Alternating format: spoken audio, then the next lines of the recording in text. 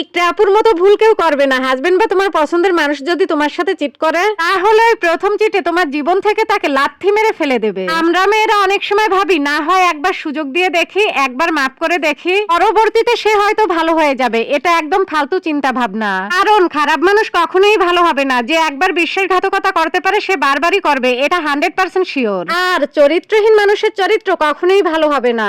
আবার অনেক সময় মনে করি সন্তান হয়ে গেছে, সন্তানের মুখের দিকে তাকিয়ে সে মানুষটা সংসার করে মানিয়ে গুনিয়ে নিয়ে চলি। এটাও একটা ভুল সিদ্ধান্ত। সন্তানের জন্য একটা চরিত্রহীন মানুষের সঙ্গে থাকার কোনো মানেই হয় না। কারণ তোমার সন্তান একদিন বড় হবে, সেও এসব দেখবে, আর তোমাদের এসব দেখে কোনো কিছুই শিখবে না, বরং সে একটা টক্সিক পরিবারে বড় হয়ে উঠবে। তাই সন্তানের ভালো এবং নিজের ভালোর জন্য হলেও এই সম্পর্ক থেকে বেরিয়ে এসে সন্তানকে সুন্দরভাবে মানুষ করো, সুন্দরভাবে জীবনযাপন করো। তবুও কোনো চরিত্রহীনের সাথে থাকবে না। আর তোমার স্বামী যদি তোমার সাথে সত্যি সত্যি চিট করে, তোমার স্বামী যদি খারাপ হয়, চরিত্রহীন হয়, পরকীয়া করে, আর সেটার প্রমাণ যদি তোমার হাতে থাকে, তাহলে তাকে দুনিয়ার সামনে এনে, সমাজের সামনে এনে গালে জুতা পেটা করো। যেন না থাকে তার নিজের মান সম্মান, না থাকে তার পরিবারের মান সম্মান। এই জিনিসটা যদি প্রত্যেকটা নারী করার পরে, সমাজের পুরুষেরা এ ধরনের কাজ করার আগে ভয় পাবে, চিন্তা করবে। তাই সমাজের প্রত্যেকটা নারী সচেতন হও এবং প্রত্যেকে এই কাজটা করো যে স্বামীর মুখোশ খুলে দিয়ে সমাজের সামনে তাকে ন্যাংটা করে ছাড়ো। স্বামীর অন্যায় মেনে জীবন নষ্ট করা কোনো মানেই হয় না।